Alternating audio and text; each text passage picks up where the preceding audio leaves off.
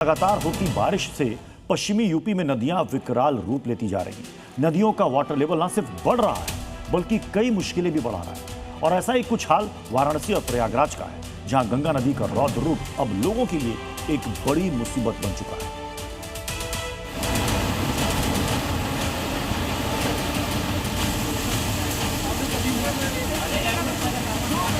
का जल स्तर बढ़ा हुआ है, जिसमें सड़क जाएंगे, गहरे पानी में चले जाएंगे।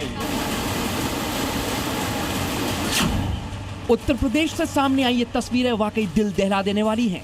चाहे बात धर्म नगरी वाराणसी की हो या संगम नगरी प्रयागराज की, गंगा का ये रूप न सिर्फ रौद्र है बल्कि विकराल होता जा रहा है।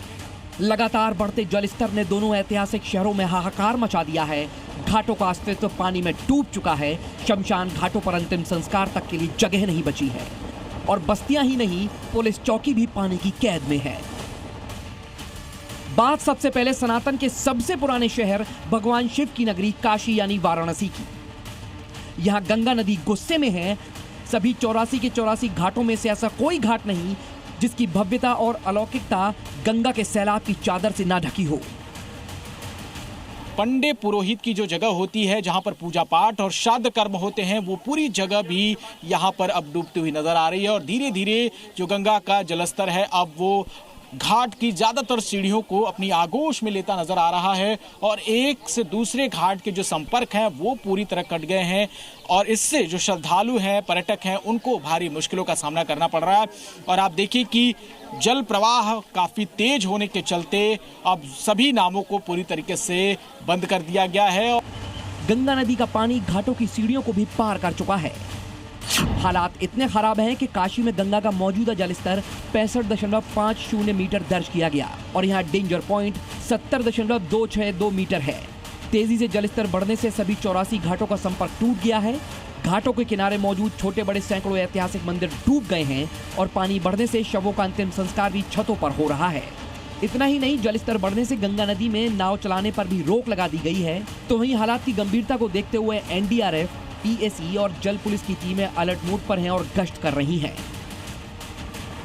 जैसे हालात अभी आपने वाराणसी में देखे, वैसे ही हालात प्रयागराज में भी हैं। गंगा यहां भी उतने ही विकराल रूप में है जितनी वाराणसी में। पानी सड़कों पर है और लोग घरों में रहने को मजबूर।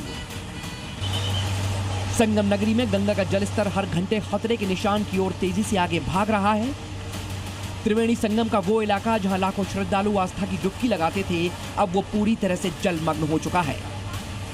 अब इस तस्वीर को देखिए, ये पुलिस चौकी है जो पानी की कैद में है। चारों तरफ सिर्फ और सिर्फ पानी की सलाखें हैं और बीच में पुलिस स्टेशन। लगातार होती बारिश से मुसीबत का सैलाब लोगों की परेशानी बढ़ा रहा है। पूरा जो महिला थाने का परिसर है आपको जलमग्न आपको तस्वीरों में नजर आएगा। और यहाँ पर रहने वाले जो तमाम पुलिसकर्मी हैं, महिला कांस्टेबल्स हैं, उनको इसी पानी के बीच से ही आना जाना होता है।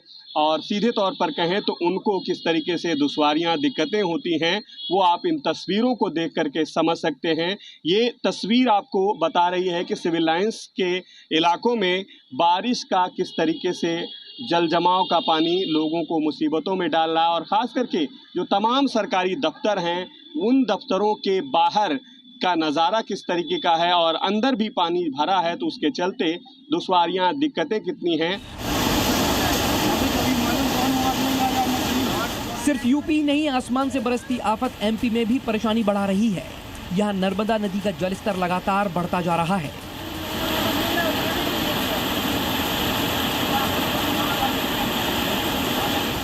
सबसे डरावनी तस्वीर डिंडोरी से सामने आई, जहां लगातार होती बारिश के चलते मां नर्मदा का जलस्तर तेजी से ऊपर भाग रहा है।